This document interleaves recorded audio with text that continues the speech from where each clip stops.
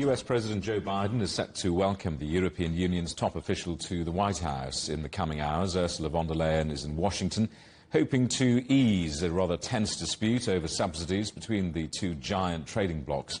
Let's talk to our correspondent, Benji Hire, watching events for us. Benji, the EU is rather frustrated at one of President Biden's signature economic packages. What more can you tell us?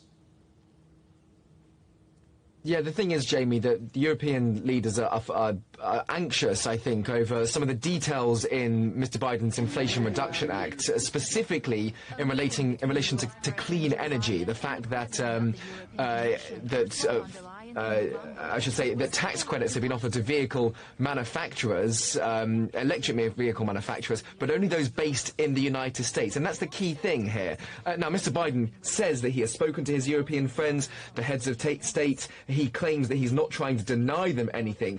But European leaders are still concerned that those incentives in that deal could push some manufacturers from Europe stateside. We've already heard an announcement from the German manufacturer Volkswagen that it's putting on pause construction of a battery plant in Eastern Europe after it discovered it could make tens of billions of dollars of savings by moving that plant to the United States. Despite those tensions, the expectation is that this meeting will be convivial. There is hope, certainly, that a deal can be reached to ensure that European firms can still benefit from some of those subsidies that are only available currently to American producers. And Ms. von der Leyen will be looking for some commitments from the White House that she can use as reassurance back home when addressing European leaders. Benji, let's put the subsidies row to one side for a moment. What else is going on? What else is on the agenda or expected to come out of these two meetings?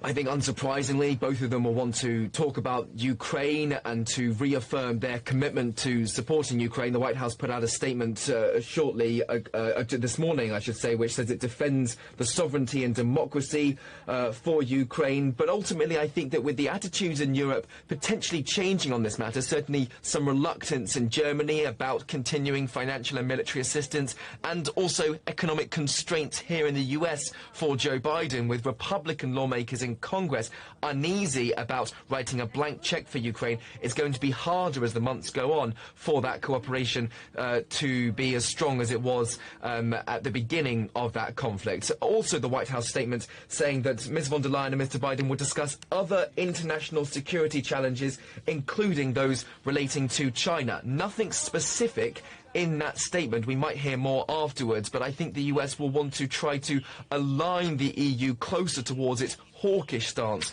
on Beijing, especially amid those allegations from Washington, D.C. that China wants to do more to support Moscow, accusations, though, that China has denied. Benji, thanks for that. Our correspondent, Benji Hire, in the United States.